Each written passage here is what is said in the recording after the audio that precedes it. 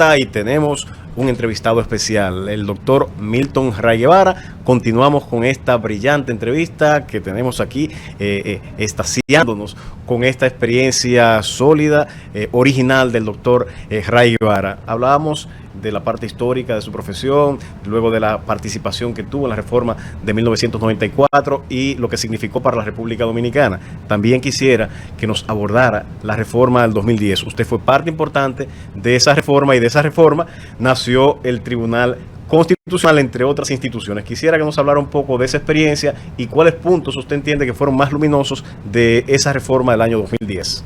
Sí, querido Manuel, hay un hecho indudable. Esa reforma tiene la virtud de haber sido precedida por una consulta popular que se desarrolló en todo el país, en todos los municipios y distritos municipales. Y además se utilizaron los escasos medios electrónicos que había y la gente pudo opinar también de manera virtual. Y entonces la comisión de 13 juristas redactó unas 77 preguntas para la consulta popular. A mí me tocó coordinar la consulta popular en la provincia de Montecristi, en la provincia de Santiago y en la provincia natal mía, Samaná.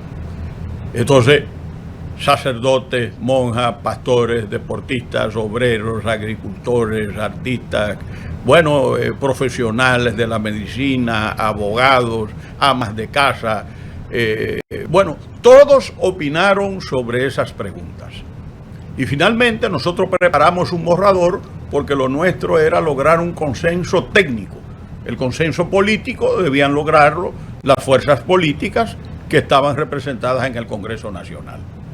Entonces, evidentemente, como fue un trabajo académico, discutido con mucha sinceridad, con mucha honestidad profesional y con mucha entrega, nosotros preparamos un instrumento realmente importante que reflejaba diversos puntos de vista de la sociedad que estaba representada por la consulta y por los redactores del proyecto.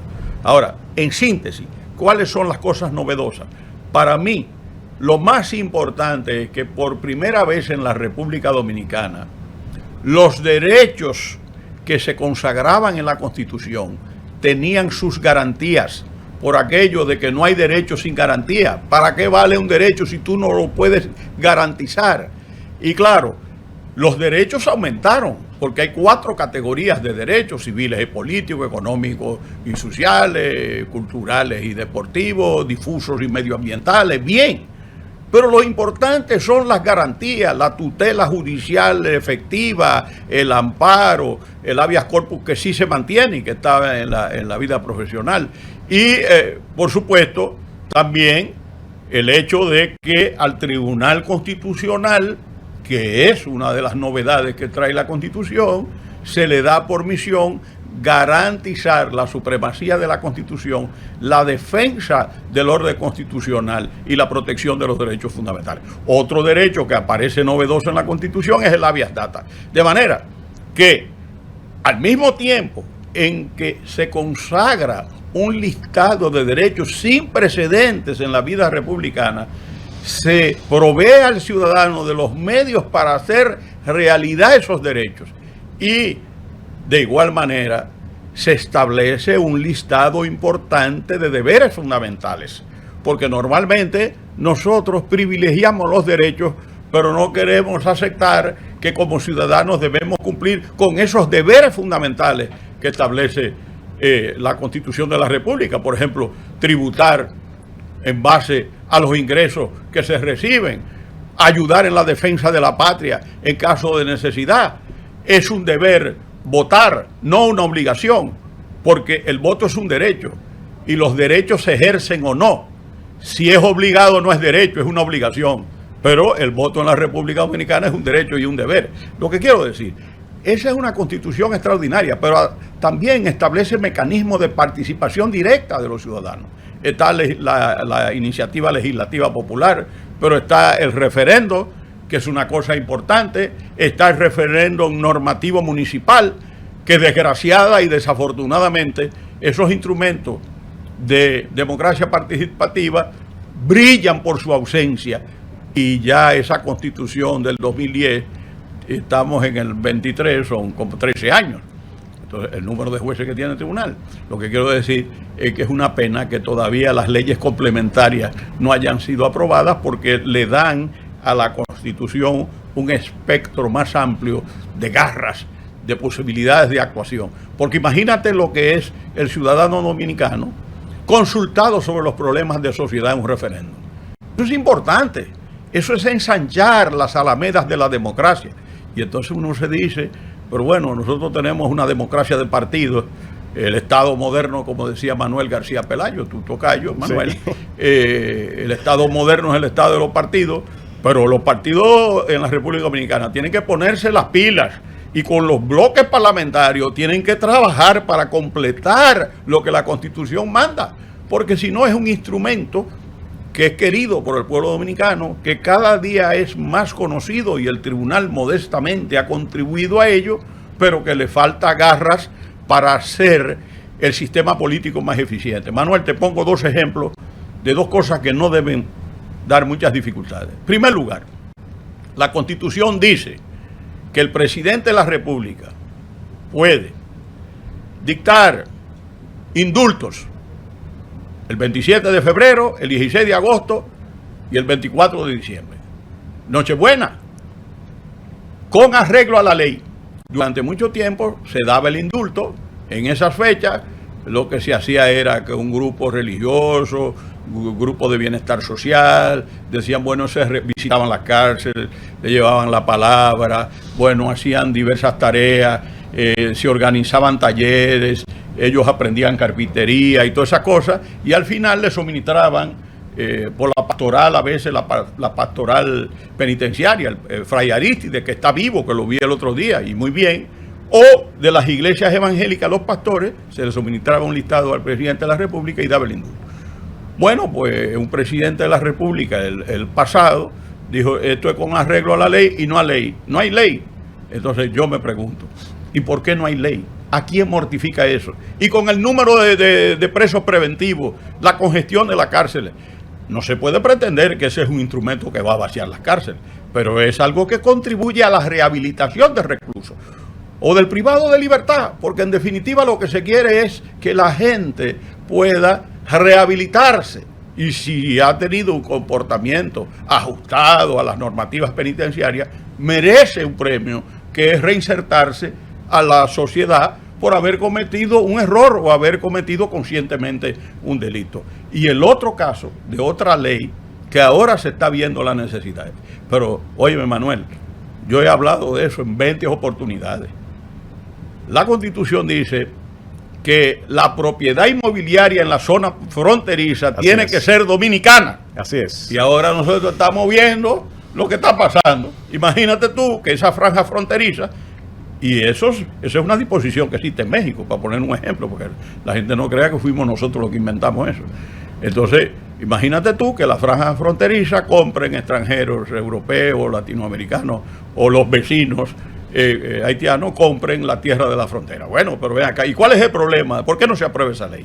Lo que quiero decir es que esa Constitución crea además el Tribunal Constitucional y el Poder Jurisdiccional por primera vez, porque aparece el Tribunal Superior Electoral, y eso le da, junto al Poder Judicial tradicional, estructura al Poder Jurisdiccional, que está integrado por el Tribunal Constitucional, el Poder Judicial y el Tribunal Superior Electoral. Doctor, precisamente en ese punto, recuerdo esa álgida discusión cuando se decía que no era necesaria la creación de un tribunal constitucional porque la Suprema Corte de Justicia ya tenía una parte de esas funciones y que bastaba con la creación de una sala que se encargara del tema de lo constitucional. Usted fue uno de los protagonistas de esa discusión, y quisiera saber, en su experiencia ya y con los aportes que ha hecho el Tribunal Constitucional, ¿nos podría usted decir quién entiende usted que tenía la razón en esa discusión? Bueno, eso debe decirlo el pueblo dominicano, pero por las muestras de la sociedad dominicana, indiscutiblemente que los redactores de la Constitución y los constituyentes que fueron los que crearon el tribunal, tenían la razón. Y le voy a decir algo. La Suprema desaprovechó la oportunidad que le dimos nosotros en la reforma del año de 1994 de conocer del control concentrado. De hecho, cuando nosotros llegamos al Tribunal Constitucional, que la Suprema gentilmente, presidida por Mariano Germán, nos habilitó una oficinita en la Suprema que hacía las veces con el magistrado Hermógenes Acosta como de lugar para recibir los expedientes.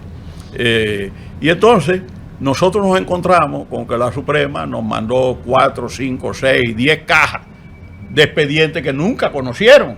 Entonces ellos perdieron la oportunidad de legitimarse como órgano que ejercía el control concentrado de constitucionalidad. Pero hay algo más. En la consulta popular, yo me sorprendí cuando ganó en la consulta el Tribunal Constitucional, por amplio margen, a la Sala y en tercer lugar la Suprema Corte de Justicia con funciones de control concentrado. Yo me quedé sorprendido de cómo el pueblo dominicano, que es un pueblo sabio, pudo decantar e inclinarse por el Tribunal Constitucional. Increíble. Pero yo, que me toca redactar el proyecto del Poder Judicial, digo, pero es que aquí, como se ha hablado de la confrontación con el Poder Judicial, lágrimas de sangre, choque de trenes, y quizás de buena fe, en el entendido de que no había la experiencia ni la visión de lo que era eso, yo le dije a los compañeros de la comisión, digo, miren, para evitar nosotros echarle más leña al fuego, aunque la consulta dice que debe ser del tribunal, vamos a mandar la Sala. Y nos pusimos de acuerdo. Y lo que fue satanizado fue la Sala. A mí hay personas muy queridas por mí que me han dicho, Milton, ¿y por qué ustedes nos mandaron una Sala? Digo, pero ven acá, es que lo que nosotros mandamos fue una Sala dentro de la Suprema Corte de Justicia, pero reforzada, porque nosotros no podíamos mandar, dado el enfrentamiento que había, una Sala que fuese manejada por el Pleno de la Suprema Corte de Justicia. Claro. Reforzamos la Sala. Bueno, eso fue lo satanizado. Déjame decirte, Manuel, que en la primera lectura, porque una constitución se aprueba en 2 lecturas, y naturalmente no es promulgada, es proclamada por la propia Asamblea, en la primera lectura no aparece ni tribunal, ni Sala, ni la Suprema Corte de Justicia mantiene su prerrogativa. La perdió. Ahora, ¿qué pasa? En la segunda lectura, como se necesitaban los votos de la oposición, una de las condiciones que puso la oposición era crear el Tribunal Constitucional y la prohibición de la reelección inmediata, que era uno de los postulados esenciales de José Francisco Peña Gómez y del PRD de entonces, que venía de la Revolución Mexicana, que decía sufragio efectivo, no reelección. Entonces, como se quería aprobar, se aceptaron esas condiciones que puso el principal partido de oposición que estaba en el Congreso Nacional. Doctor, ya que estamos hablando del Tribunal Constitucional y de su creación en el año 2010, en esa reforma constitucional, usted fue en ese Consejo Nacional de la Magistratura, que vino después de la reforma, designado como el primer presidente de ese Tribunal Constitucional. Eso fue, si mal no recuerdo, el 21 de diciembre del año 2011. Ya se van a cumplir este año 12 años. Y quisiera que nos hablara un poco de esa experiencia como pionero, fundando el tribunal desde cero hasta llevarlo a lo que es en el mundo entero y en Latinoamérica un referente. Bueno, Manuel, déjame decirte, yo nunca pensé ser juez de nada. Yo no soy juez de carrera, yo he sido un juez a la carrera. Pero fui el primer sorprendido de que me escogiesen, sobre todo por la batalla que yo libré para que se crease el Tribunal Constitucional, que venía de lejos, venía de un seminario organizado por la Comisión Justicia y Paz de la Iglesia Católica y el Obispado de Higüey, de la Alta Gracia, que estaba bajo la rectoría de Monseñor Juan Félix Pepén. Y nosotros fuimos de Santiago, una delegación de la Facultad de Derecho, con Monseñor Agripino Núñez Collado, que era el rector, y ahí yo propuse en nombre de la facultad la creación del Tribunal de Garantías Constitucionales. Entonces, bueno, se da el hecho, se crea el tribunal, nos juramentamos el 28 de diciembre de ese año en un restaurante asiático en la Franfeli Miranda. No teníamos local, no teníamos absolutamente nada. A mí me entregaron la Constitución y la ley orgánica del Tribunal Constitucional y de los procedimientos constitucionales. Y de ahí, con el apoyo de ese primer pleno del tribunal, que todos los plenos son importantes, los 3 que hemos tenido. Pero ese primer pleno tiene la responsabilidad de haberse fajado de campana a campana para forjar no solamente la estructura institucional del tribunal, sino dictar las primeras sentencias emblemáticas del Tribunal Constitucional que fueron construyendo una relación de afecto y de confianza entre los ciudadanos y el tribunal.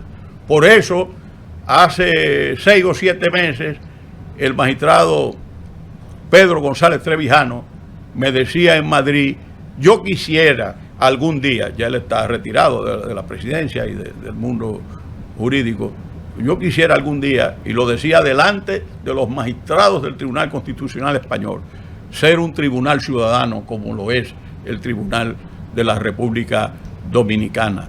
Entonces, eso se expresa a través de una organización administrativa que está garantizada sobre la base de la planificación estratégica, de la transparencia de los planes trienales, de los POAI, el Plan Operativo Anual Institucional, del POA, del Plan Operativo Anual, de la certificación en calidad de los procesos, la gestión de calidad, la ISO 9001-2015, de la gestión antisoborno 37.001-2016, de la gestión proambiental, es decir, el respeto al medio ambiente, la certificación anti-COVID por la forma en que el tribunal manejó el COVID, y ahora nosotros estamos en un proceso de certificación de cumplimiento de normas de compliance. Es decir, es un tribunal único, el primero certificado en gestión de calidad en el mundo, el primero certificado en gestión antisoborno. Entonces, con una estructura administrativa donde se ha privilegiado la institucionalización versus la personalización. El tribunal no está personalizado, el tribunal está institucionalizado. Todas son normas, todas son disposiciones normativas, valga la redundancia, políticas de todo tipo, y eso hay que respetarlo. Entonces, en el plano ya jurisdiccional, la jurisprudencia del tribunal es una jurisprudencia que ha acercado al ciudadano, porque se ocupa de resolverle cuestiones fundamentales del medio ambiente, de protección de la mujer, de los elementos necesarios para preservar la nacionalidad dominicana, convertir a la pensión en un derecho imprescriptible, por supuesto decir que los bienes del Estado son inalienables e imprescriptibles, de decir que Loma Miranda es un patrimonio de la República Dominicana y que la explotación supone estudios previos de protección del medio ambiente, que los parceleros de la reforma agraria tienen derecho a un título definitivo que lo establece la Constitución de la República, no con simple certificado que le daban ahí y que los directores de distrito eran capaces de quitarle la mitad de la tierra para dárselo a un canchanchan de eso que tenían. No, todas esas cosas en materia de la salud, en materia de derecho a la educación, en materia de protección de la mujer, diciendo la jurisprudencia. Pero ven acá, pero que el derecho de propiedad de un arma es un derecho precario, porque si tú eres el propietario de esa arma y tú utilizas esa arma para amenazar a una mujer o para agredir a una mujer, el Estado y la autoridad pública tienen derecho a incautar esa arma y no devolvértela hasta que un estudio psicológico demuestre que tú eres capaz de usarla sin hacer daño. Para decirte algo, el tribunal dijo que el himno nacional dominicano es invariable, es único, como dice la Constitución, y yo agrego que ya la nueva Constitución no dice eso, pero que es eterno. Entonces, para decirte cosas así a la ligera, nosotros tenemos, Manuel, sentencias relevantes del Tribunal Constitucional. Vamos para allá el siguiente segmento, pero antes de ir a ese segmento yo quisiera, doctor, que un poco edificara a la comunidad jurídica y al pueblo en sentido general que nos ve y que nos escucha respecto a qué tipo de acciones conoce el Tribunal Constitucional. Eso antes de irnos a la pausa, y después de la pausa le estaremos hablando de las principales sentencias del Tribunal Constitucional. Efectivamente, nosotros, artículo 185, tenemos las atribuciones del tribunal, conocer de las acciones directas contra leyes, decretos, resoluciones, reglamentos, ordenanzas. El tribunal conoce también del control preventivo de los tratados internacionales antes de que sean sometidos al Congreso, de los conflictos de competencia y de todas aquellas cuestiones que sean atribuciones del tribunal por mandato legal, como es la revisión de decisiones jurisdiccionales y la revisión de sentencias de amparo. Ahí básicamente está la competencia del Tribunal Constitucional. Bueno, con esta interesante entrevista, en este momento tenemos lamentablemente que irnos a una pausa, pero regresamos en breve con el doctor Milton Ray Guevara.